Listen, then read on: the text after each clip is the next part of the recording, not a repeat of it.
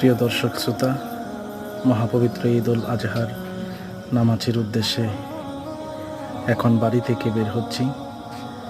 আল্লাহ তাআলা সকলের ঈদকে কবুল করুক। ত্যাগের এই দিনকে আল্লাহ রাব্বুল আলামিন সকলের ত্যাগের আনন্দে উদ্ভাসিত হয়ে সকলকে আল্লাহ রাব্বুল আলামিন মহান রবের ইবাদতে রুজু করে আমাদের সকল ঈদের আনুষ্ঠানিকতাকে তার এবং তার রসুলের সুন্নাহ মোতাবেক উদযাপন করার তৌফিক নসিব করুক।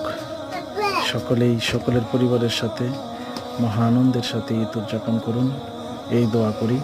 আমার জন্য সকলে দোয়া করবেন।